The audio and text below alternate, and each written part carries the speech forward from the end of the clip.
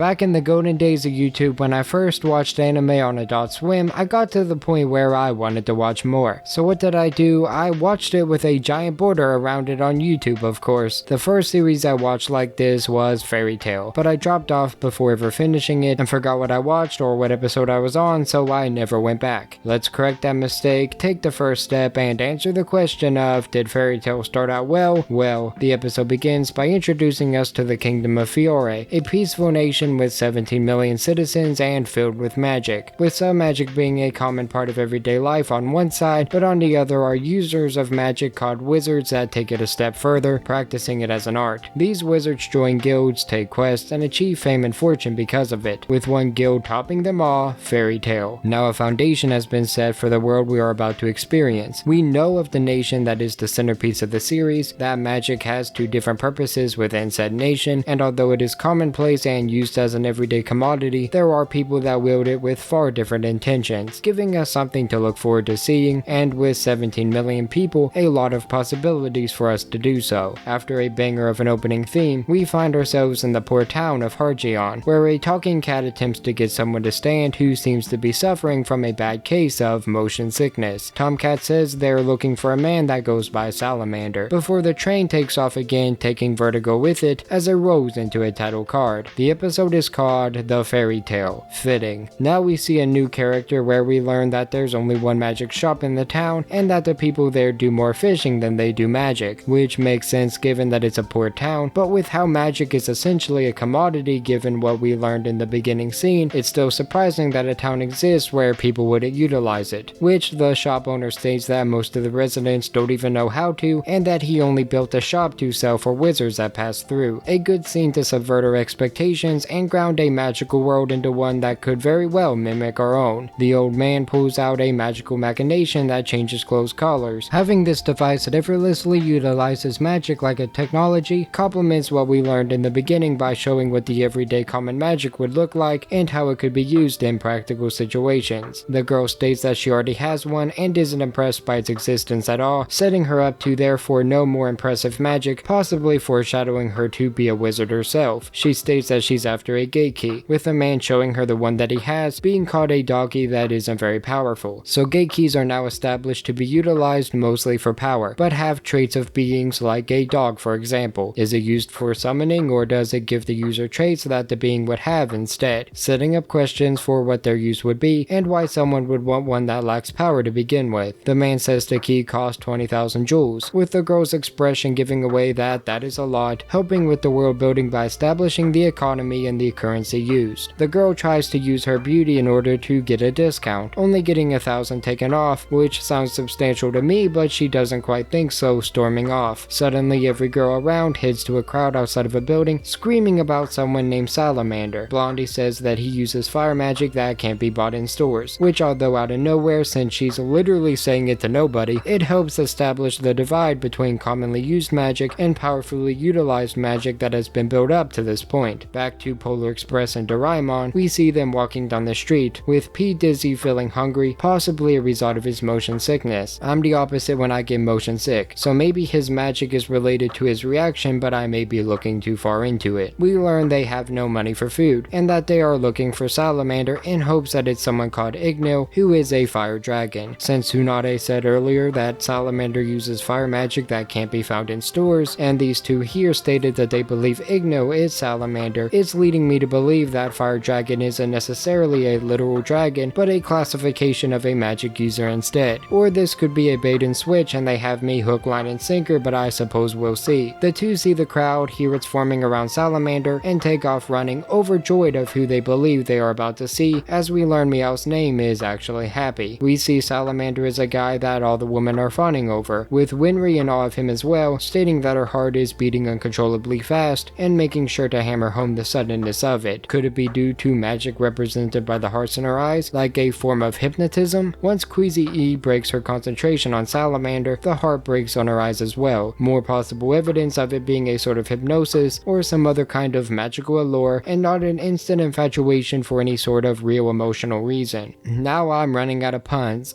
Sick and Ride decides this isn't who he's looking for, so he walks away and gets immediately attacked by the girls, all besides Saber, who now has a scowl on her face. face, further adding validity to my assumption, while also teasing her knowing what magic could have been at play, set up earlier by her knowledge of magic while she was in the shop. As Salamander starts writing, we see a ring on his finger with a heart on it. Is this a hint of his magic? Does the ring have an effect on others' perception of him? And if so, why doesn't it work on Happy or Pinky? Could it be gender specific? More questions to add to the mystery. After Itadori gets his autograph, he gets pummeled again, as all the girls react simultaneously when caught off by Salamander, acting like a hive mind lacking in individuality, more evidence that magic may be at work. He invites everyone to a party on his yacht and blasts off into the sky, Team Rocket style. Violet thanks Sakuna and Happy for their help, treating them at a restaurant for their troubles, which was foreshadowed by the hunger expressed from earlier. Here we learn each of their names. The blonde girl's name is Lucy and the pink-haired glutton is Natsu. Homie is going to eat them out of house and home, I swear. A nice continuity nod happens here with Lucy using the money she saved from the shop earlier to pay for their meal. She talks about the ring we saw earlier, calling it a charm, and stating that it hypnotized the ladies to be attracted to him against their will, which I hypothesized and was foreshadowed perfectly by the scenes leading up to this reveal, leaving it feeling earned by the end. We learn that charm spells are banned, and people aren't even allowed to sell them anymore, so the means in which he acquired them had to have been illegal, setting him up to be more than a creep but a criminal as well, not to be trusted. Even though Natsu had no intention of breaking the charm, Lucy still treats him to food since, intentional or not, he saved her at the end of the day, showing her character to have a kind heart at the very least, giving her some characterization beyond using her,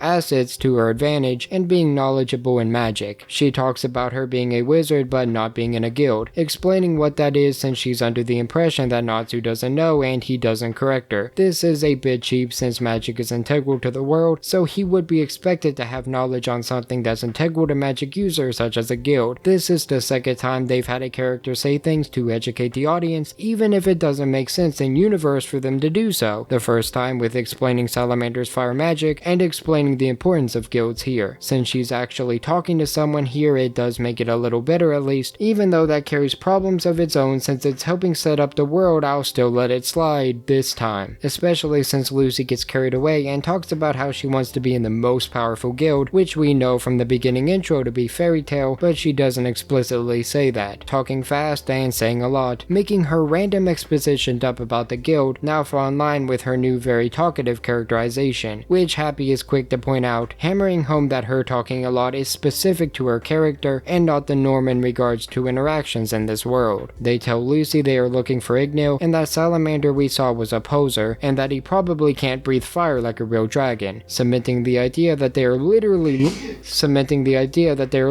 looking for a dragon and not a class of wizards, making my initial assumption wrong, but hey, I like it when a show surprises me. They hammer the point home since Lucy is confused, and we learn lore from the narrator, saying that dragons are still seen as mystical even in a world of magic, and that they are rarely seen by humans, causing Lucy to rightfully question why a fire dragon would randomly appear in the middle of a town, a question that the two don't have a rebuttal for as she pays and begins to leave. Before she can walk out, the two are thanking her very publicly for their food, trying to trade that autograph from earlier to help pay her back. A good nod at continuity, showing that even things as random as a signature could have importance on the plot at a later date, which I like to see early built into the foundation of the series. Lucy's then looking at the magazine called Sorcerer's Weekly, where Fairy Tail is featured in two different ways. One showing the destructive force and overwhelming power of the guild, as an article talks about how they wiped out a band of demon bandits but caused a lot of collateral damage in the process. The second is a swimsuit modeling section, showing off a calmer side of the guild as they do something far more menial alongside their more heroic feats. Plus it sets a precedent of attractive characters, which is something that hooks in the more cultured among us. Her reading gets cut short by the Salamander personally inviting her to his party since he knows the charms don't work on her. She calls him a creep and an idiot, but given he was eavesdropping earlier, he knows what she wants more than anything, to join Fairy Tail. He says he will put in a good word for her and help get her in if she shows up, demonstrating that he doesn't need magic to be manipulative and that he's cunning in his own right. Lucy immediately takes him up on his offer, showing a certain level of naivete that we would see in either dumb characters or sheltered ones, and given her knowledge of magic proving that she's not dumb, my money is on sheltered. Maybe her parents never let her leave the safety of their home or village, and this port city is her first stop since finally going out on her own. It would make sense for her jumping the gun,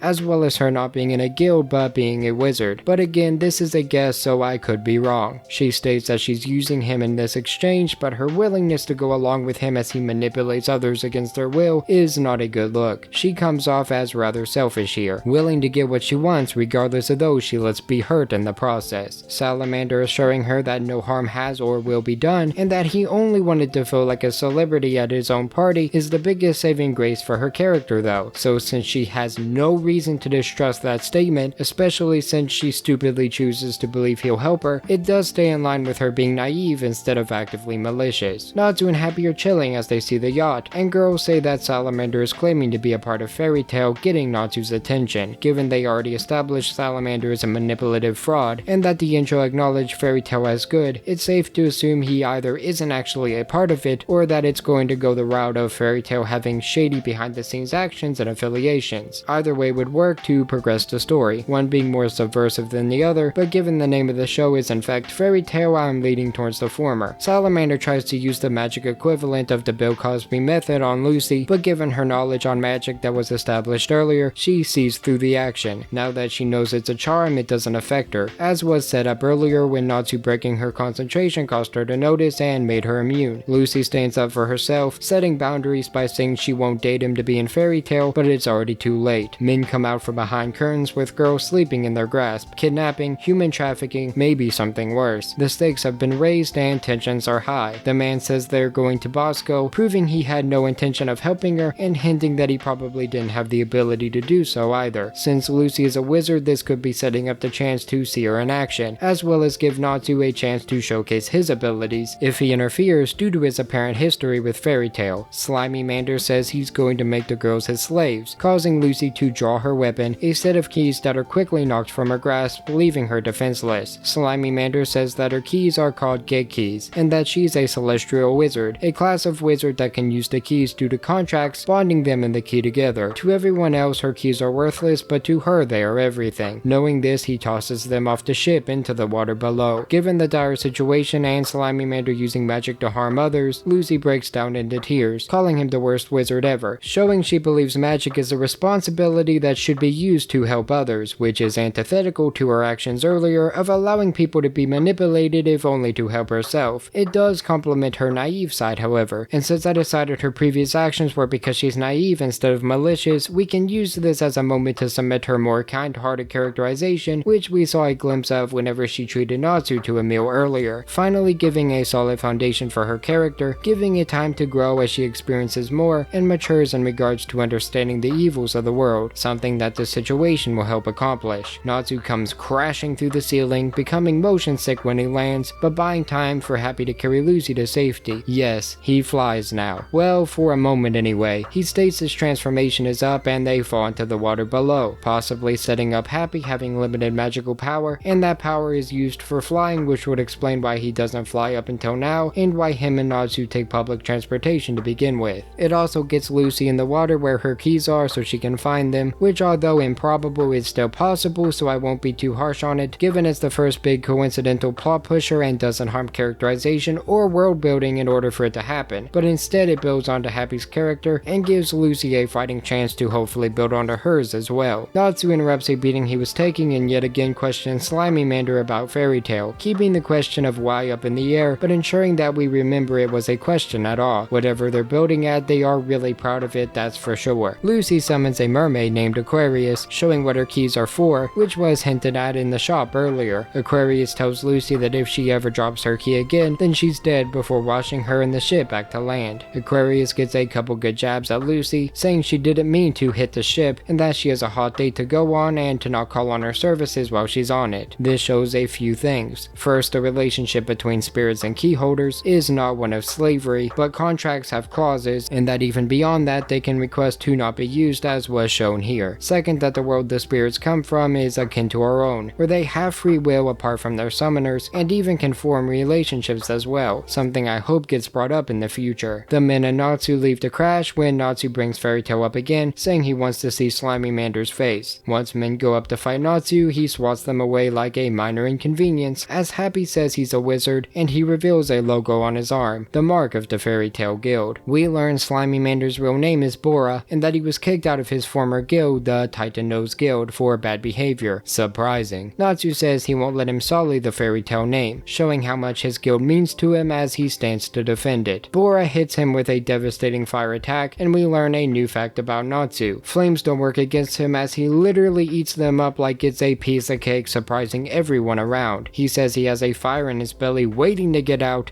as he puts his hands together and breathes fire like a dragon, revealing himself to be the actual salamander. A chaotic fight between him and Bora breaks out. We learn he has dragon lungs, scales, and claws, that he takes up these qualities of a dragon to fight like one, that Igno the dragon taught him this magic, and that it's called Dragon Slayer magic. Natsu wins the fight in a decently choreographed scene with a lot of destruction, which we learned earlier is the fairy tale trademark at this point. Natsu, Lucy, and Happy run off, with Natsu saying he's going to get her into the guild as the credits start to roll and the episode ends. I debated about covering the second episode in this video since they are considered one arc, but they are so drastically different I took the initiative and decided against it. So did Fairy Tail start out well? Yes it did. It set up some of our main characters in Lucy, Natsu, and Happy, with Lucy being a new to the world wizard who can be mischievous at times, fueled by a misguided but mostly kind heart. She's not afraid to leverage her looks in situations where she believes she can, thinking highly of herself but highly of others as well, seeing wizards as people who should only use their power as good, and allowing herself to be put in danger by believing that that's the path that most would take, getting her humbled by the end, even by her own spirit at that. It added lore to the world, one that runs off magic, even in ways that most wouldn't assume to be too important. Taking it for granted like we do with technology in the real world, we learn about the importance of guilds, what being in a guild means for those involved, and in Natsu defending Fairy Tail we see what members are willing to risk for the name of their guild and how those names can be used to hurt others, as Bora has shown. We learn that Natsu was trained by a dragon, but that his magic is called Dragon Slayer magic, and takes on the qualities of dragons in order for it to work. He can eat fire and then disperse it at his enemies, use his hands as flames, and taste flames differently depending on their caster. He gets motion sick easy as well, which could have some relation to his powers, but I have no idea what that would be. Since he wasn't sick before he touched down on the ship though, he must be fine when carried by Happy, which could be a hint that flying doesn't affect him due to his dragon origins, which is just a guess but one that is set up by the episode itself. Happy is a flying, talking cat, with seemingly limited magical power, leaving a time limit of how long his powers like flying can be used. He's snarky, likes fish, and annoying Lucy, but is dependable when you need him and when you don't. The spirit realm was set up as well, as a place where spirits can interact with each other and live a life separate from the world our heroes live in. Crime was demonstrated with slave trade being shown, with knights as police that showed up near the end, showing that wizards, regardless of their strength, have some sort of government or higher power to answer to. The fight scene was good, nothing amazing but good nonetheless, giving us something to look forward to improving in the future as bigger, badder, and arguably more important foes are added into the mix, as well as other wizards from both sides of the conflict. My biggest gripes were small at the end of the day, with an improbable coincidence to push the plot forward, but given it's the only one, and that it isn't impossible that the scene could have played out that way, I'm not going to hold it against them. The humor didn't always land, but that's subjective, and landed enough for me to enjoy it. I was warned not to make this video, but I'm glad I did, that I decided to watch Fairy Tail again for what feels like the very first time, and who knows, I may even cover more in the future. Do you want me to, or is there something else you have in mind? Let me know in the comments below. Dislike if you disliked it, and for more news, reviews, and whatever we choose, stay tuned to Nerdsfeed. Have a great day. Thank you.